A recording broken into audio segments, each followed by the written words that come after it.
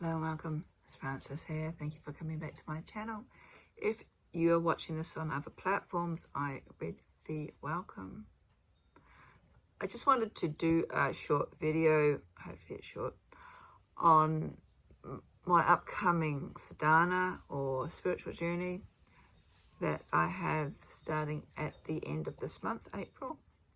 So this is going to be a little bit of an infomercial, and I do apologise if you don't like infomercials. I particularly don't.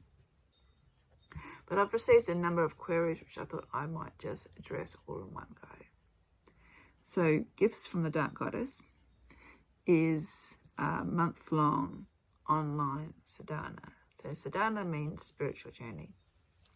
Month-long means that we start on or around the 28th of April with a Zoom call based on Adelaide time.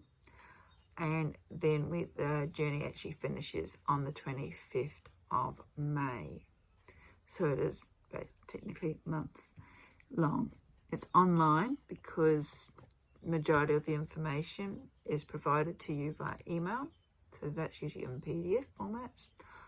I also sent out recordings of all the Zoom calls. So if 7 p.m. Adelaide time works out to 3 a.m. your time, that's fine. I'm not expecting you to stay up unless you want to.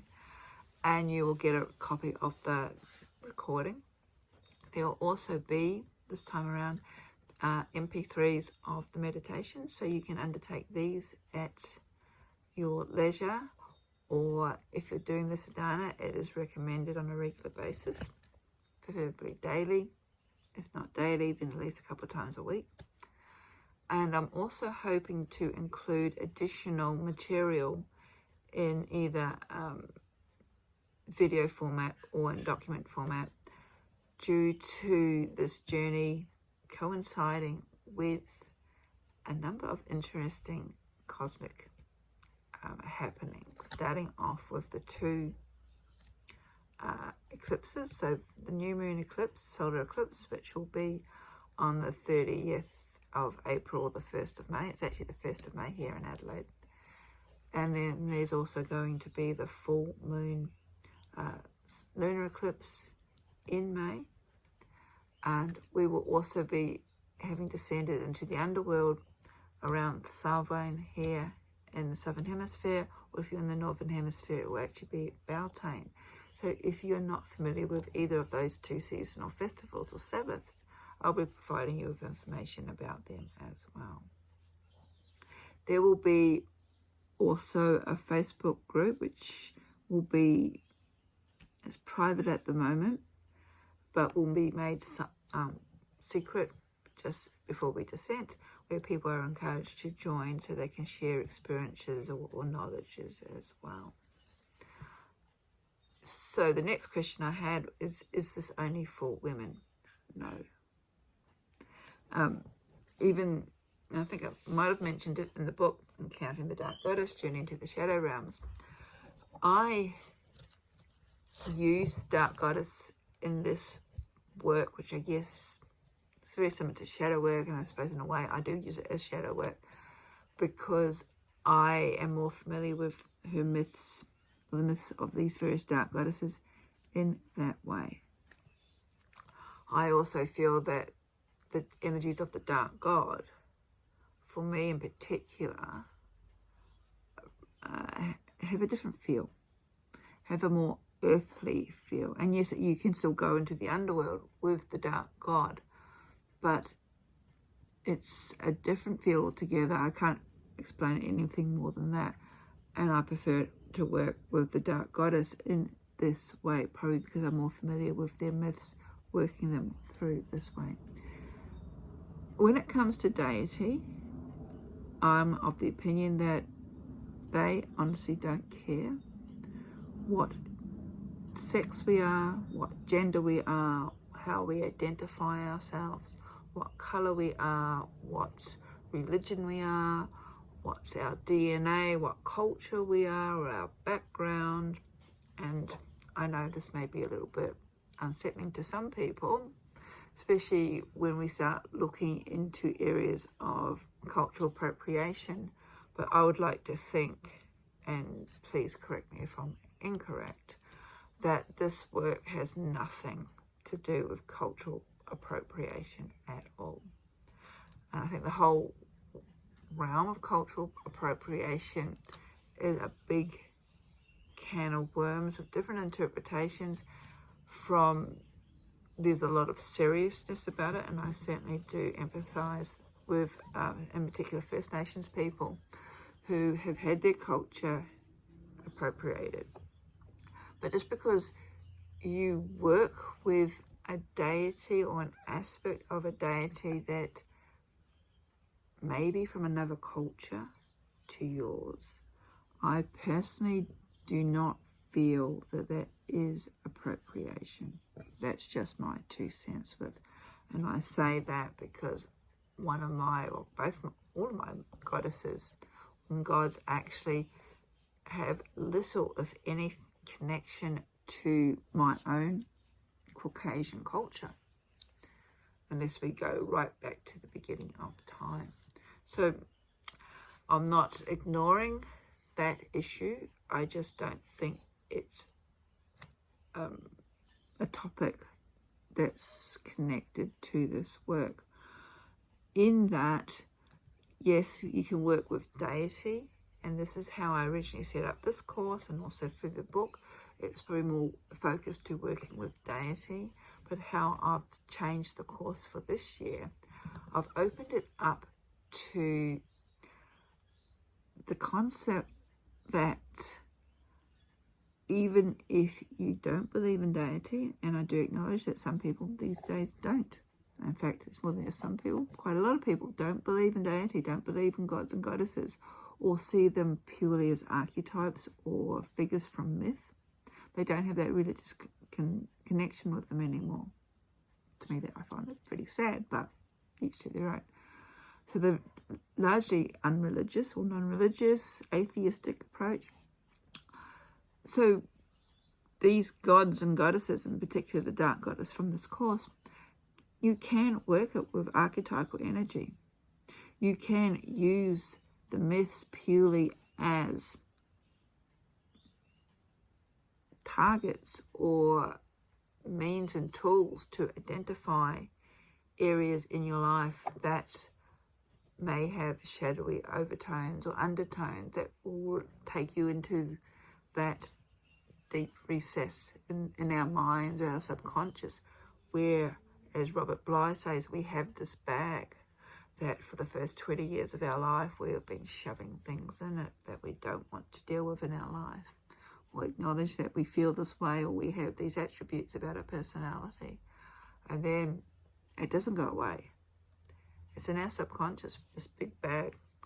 And then from 20, I honestly think it's a little bit later, onwards, we spend the rest of our lives diving into this bag, looking at these things. Or they might be like the rust, the dust that was swept under the carpet. It doesn't go away. And if you were dust bunnies or anything like my dust bunnies, they tend to manifest and then pop out when the wind blows, or when I had the Sethmeister around, my black cat, who would sneak under my bed and come out all covered in dust. It's just showing people and reminding myself what a bad housekeeper I am, because I've got better things to do than dust under my bed. Anyway, I'm getting off track.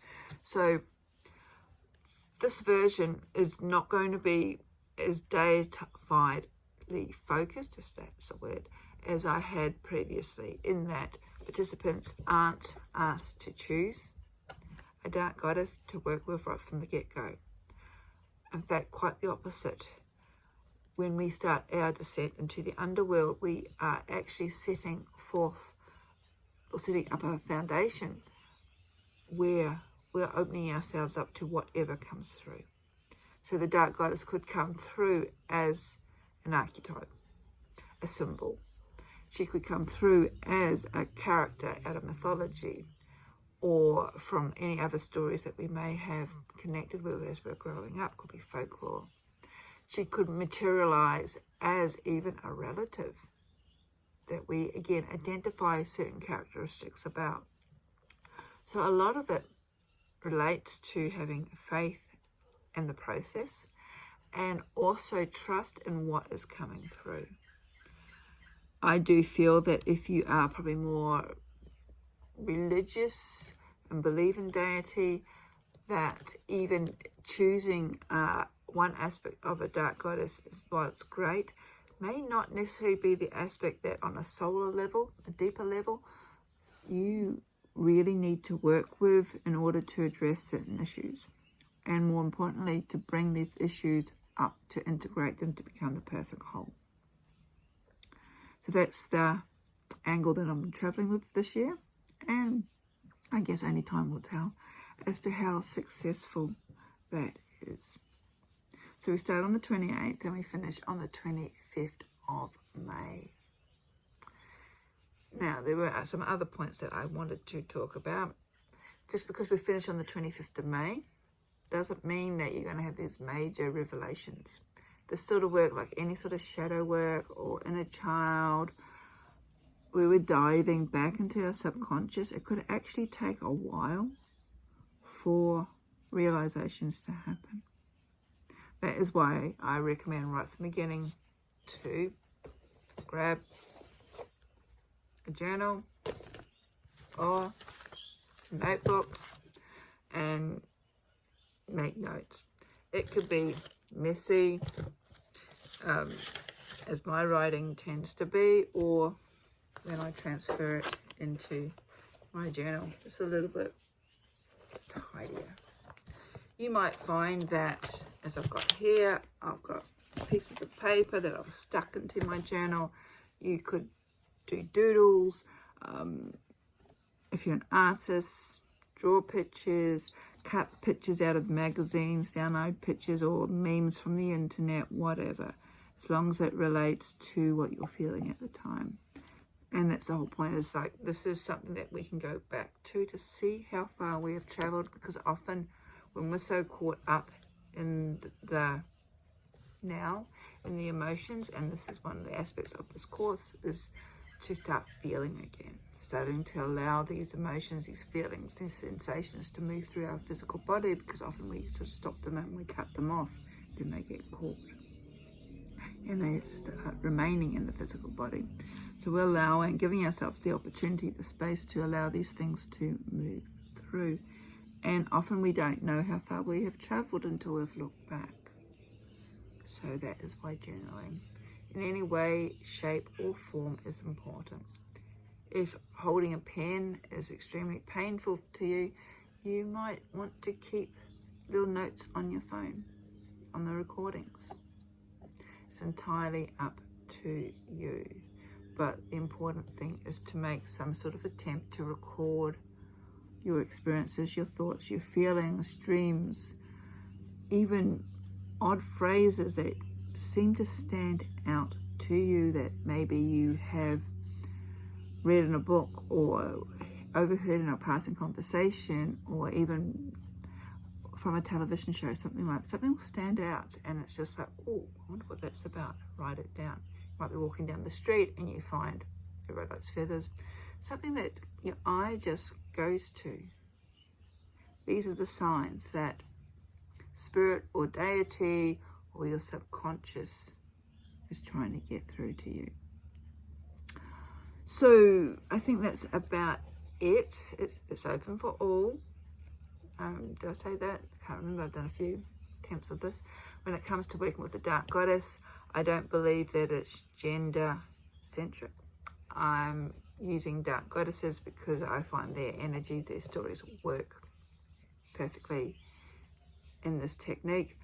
I could use dark gods, but I personally use dark gods differently. It's just a personal preference of mine. Doesn't matter what gender, age, sex you are, anybody can apply or sign up.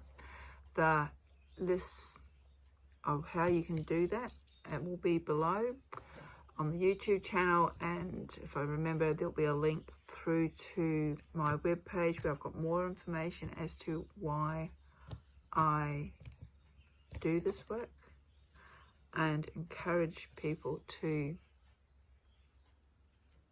look or take this journey And there's also a little bit of a, I suppose, a bit of a warning. And I think that's important to make. I'm not a psychologist. I'm not a psychiatrist. I'm not a qualified counsellor. What I'm offering and sharing with you is based on my own personal experience and interests. I do hold certificates in neurolinguistic programming, which deals with mind and how we see things and words that we use, and also deals with memories, in particular timeline therapy, which is a little bit like past life regression as well. Because some of these quirks that we have in our lives that maybe we're wanting to get to the bottom as to where they originated from, fears, phobias, other little joys that we have in our life, may actually have stemmed from a memory that we have suppressed the emotions from, or even from a past life that we've carried over. And that's regardless of whether we actually believe in past lives. We are solar beings, we are spirit, and our spirit lives on and can also bring over karmic contracts and also experiences from previous existences that has to be, well, are encouraged for us to work through. And if you're into astrology, you'll see a lot of these things popping up in your astrological natal chart. So I've sort of waffled on for longer than what I anticipated. I hope that has actually addressed some of the queries that I've received. You do need to register before the 27th of April if this is something, or preferably before the 27th of April. We kick off on the 28th with a Zoom call. All Zoom calls are recorded and emailed out to you. There's a Facebook group that will become secret once we begin our descent, where people are encouraged to share, discuss, maybe help each other out, depending if you're having any difficulties. And if you're not on Facebook, I will collate the information and make sure that you share them receive them as well, especially if they're things that I think which are of relevance. You get weekly emails with material, videos, recordings, meditations, and other instructional information as to how best utilize this time that we spend together. It is self-paced, even though we do have a month-long framework, in that everybody is different. Some people descend and ascend with great revelations. Some people don't, and it takes a while for them to understand what's occurred to them again. That's why I like journaling, or encourage the journaling. The link below should have more information about the course. And if you are interested, yes, please sign up before the 27th of April. And I hope to see you then.